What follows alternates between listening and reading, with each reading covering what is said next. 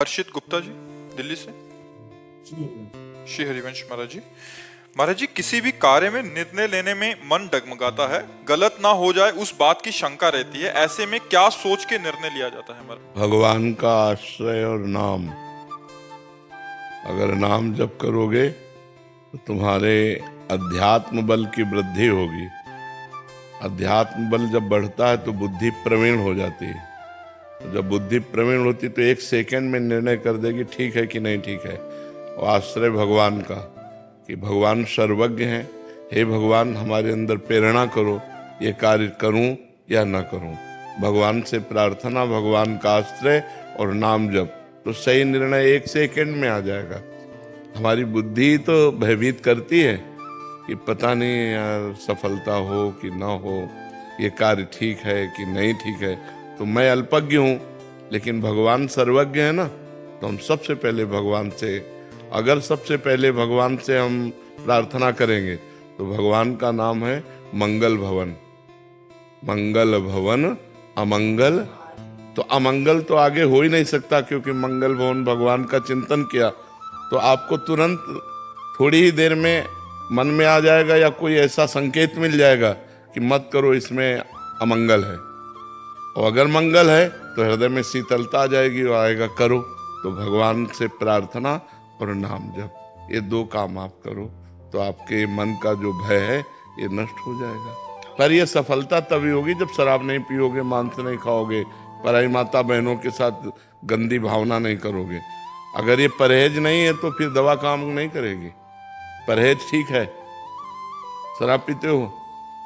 कभी कभी। एक बार जुआ हो रहा था तो कुछ लोग खड़े थे, तो वहां फोर्स पहुंचा, पहले डंडा मारा उसके, क्योंकि वो देख रहा था ना ऐसे। तो उसने कहा यहाँ क्यों खड़े हो? बोले देख रहे थे। बोले साहब पहली बार आए। बोले सब कहते पहली बार आए ऐसे सब कहते हैं। तो गलत काम कभी कभी करो या रोज करो, गलत गलत है। अगर आज आप यहाँ आए हो तो भगवान की आप पर कृपा है, क्योंकि बिना भगवान की कृपा के साधु संग नहीं मिलता। अब मोहि भा भरोसा हनुमंता, बिनु हरि कृपा मिले नहीं संता। तो कुछ तो ले लो और कुछ दे दो। ज्ञान ले लो और दुर्गुण दे दो। तो नियम लो आज से कि आप शराब नहीं पियोगे। पक्का? मौन हो के नहीं?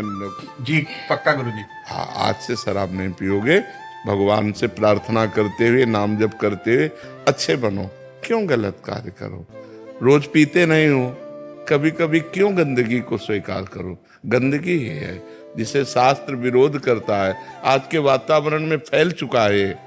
मदिरापान ऐसे फैल चुका है जैसे कोई जाए तो ठंडा शरबत पिलाए ना, ऐसे अब पार्टी, मित्रता, स्वागत सब इसी से होने लगा है। जब छोटे थे ना गुरुजी तो ऐसा लोग कहते थे कि भाई इससे बात मत करो, ये शराब पीता है। अब कहते हैं कि भाई इससे बात मत करो, ये शराब नहीं पीता। हाँ बिल्कुल बिल्कुल। ये क्या है गुरुजी कि दिल्ली शहर में तो सोशलाइज होने के लिए ऐसा एक वो हो गया है कि आपको जाना है और आपको ग्लास पकड़ना है, और आप चाहे पियो मत पियो पर आपको ग्लास। एक हम कथा सुना दे तो तुम्हारा उत्तर बहुत बढ़िया इस बात का आ जाएगा। ब्रह्मा जी के 4 पुत्र हैं। वैसे तो सब सृष्टि ही है, सतयुग, त्रेता, द्वापर और कलयुग। जब नरक की सृष्टि हुई तो ब्रह्मा जी ने सतयुग से कहा जब तुम्हारा राज्य आएगा बेटा तो नरक की तरफ भी ध्यान रखना, क्योंकि वो खाली नहीं रहना चाहिए। उनका हमारे राज्य में कोई नरक नहीं जाएगा। तो त्रेता से कहा तो उनका बड़े भैया जिस मार्ग में चलेंगे उसी मार्ग में हम चलेंगे। द्वापर से कहा तो द्वापर ने कहा पिताजी आपकी आज्ञा का कुछ कुछ पालन करने की कोशिश करूंगा। जब कलयुग से कहा तो कलयुग ने कहा पिताजी जैसे बड़े भैया के राज्य में कोई नरक नहीं जाएगा, ऐसे मेरे राज्य में कोई स्वर्ग नहीं जाएगा। मैं पूरा नरक हाउसफुल करूंगा। समझ रहे हो ना? तो उसी का राज्य चल रहा है। तो आप जैसा कह रहे हो ना कि अगर शराब ना पिए तो लोग कहते इसे बात मत करो, शराब नहीं पीता। शराब पीता है इसलिए बात करो, मतलब टोटल नरक। कलयुग ने वादा किया है, कलयुग ने वादा किया कि कोई भूल चूक से भगवत प्राप्ति कर ले या स्वर्ग चला जाए, नहीं सीधे हम पूरा नरक हाउसफुल करेंगे। तो देखो शराब पीना, पराई स्त्री से व्यभिचार करना, मांस खाना, चोरी करना, जुआ, घूस, अपराध प्रवृत्ति ये बढ़ती चली जा रही है। आप देखो ना, बिल्कुल नॉर्मल हो गई है। बिल्कुल। तो भैया कलयुग वाली बात सच्ची मत करो कि यार सब हाउसफुल हो जाएंगे, नहीं, कुछ तो बच लिए जाए, कुछ तो आप बच जाओ, क्योंकि अच्छे आदमी हो, आपको भगवान ने सत्संग दिया, वृंदावन धाम आए साधु संग के, तो आपका दुर्गुण छूट जाना चाहिए। तो आज से नियम ले लो कि आप शराब नहीं पियोगे, और आप ही न ले यार, जितने बैठे उतने सब ले लो। गंदे आचरण काहे को करो, उससे कोई लाभ, एक लाभ बता दो हमको, अगर एक भी लाभ हो तो हम उसको छोड़ने की कोशिश करें। हमारे शास्त्रों में तो निषेध है ही, लेकिन प्रगट में भी एक भी लाभ हो तो, किसी भी तरह की अगर अच्छाई होती तो हम उसको सपोर्ट करते, एक भी अच्छाई नहीं, और अंदर जाकर के हमारे किडनी को, हमारे लीवर को, हमारे दिल को, हमारी आंतों को नुकसान पहुंचाती है, जिसमें मृत्यु निश्चित हो सकती है। ऐसे व्यसन को क्यों किया जाए जिसमें हमारे अंगों की हानि हो, पैसे की हानि हो, बुद्धि की हानि हो, और समाज भी हंसता है जब कोई ज्यादा नशे में हो जाता है, ऐसे पड़े दिखाई देता है तो समाज हंसता है। तो इसलिए हमें लगता है भाई इसे छोड़ दो, ठीक है, और भगवान का आश्रय लो, नाम जप करो, अच्छे आदमी बनो, बुरे आदमियों की संगति से बचो, नहीं तो बहुत हानि हो जाती है। और आजकल बहुत बुराइयां बढ़ रही हैं। अगर अध्यात्म से कोई जुड़ा नहीं है तो उसमें बुराइयां ही बुराइयां भरती चली जाती हैं।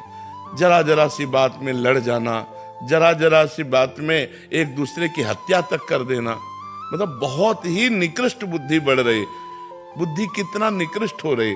जो भाई हमारे माँ के गर्भ में यार हाथ दो हाथ ले जा, तू या छोटा है या बड़ा है, क्या फर्क पड़ता है, तू मेरा भाई है। भ्रातृ प्रेम नहीं रह गया, पति पत्नी में प्रेम नहीं रह गया, पिता पुत्र में प्रेम नहीं रह गया। कितना मतलब ऐसे आचरण फैल रहे हैं जो सुने नहीं जा सकते। बेटा माँ को मार रहा है, माँ बेटे को मार रही है, पति पत्नी को मार रहा है, पत्नी पति को मार, मतलब कहीं विश्वास, प्रेम, ये सब हटता चला जा रहा है। क्यों हटता चला जा रहा है? क्योंकि दुराचार बढ़ रहा है, व्यभिचार बढ़ रहा है, नशे बढ़ रहे हैं, गंदी बातें बढ़ रही हैं, पूरी गृहस्थी चौपट होती चली जा रही। आज हमारा समाज गिरता चला जा रहा है। अगर उठा सकता है कोई तो अध्यात्म उठा सकता है, और अध्यात्म को लोग ज्यादा प्यार नहीं करते। मतलब ऐसे गिने चुने आप लोग हैं जो अध्यात्म सुनने आए हैं, नहीं तो अध्यात्म को कोई ज्यादा कदर नहीं करता। कदर करता है रुपया कैसे आवे, कुछ भी करना पड़े। अगर नौकरी लगना चरित्रहीनता का प्रसंग है तो राजी है। पहले था कि चाहे सब कुछ नष्ट हो जाए लेकिन चरित्र हमारा बचना चाहिए। कहा जाता है इज्जत है तो सब कुछ है, और आज क्या है, इज्जत की मिटिया मेट है, नहीं। और एक वो अंग्रेज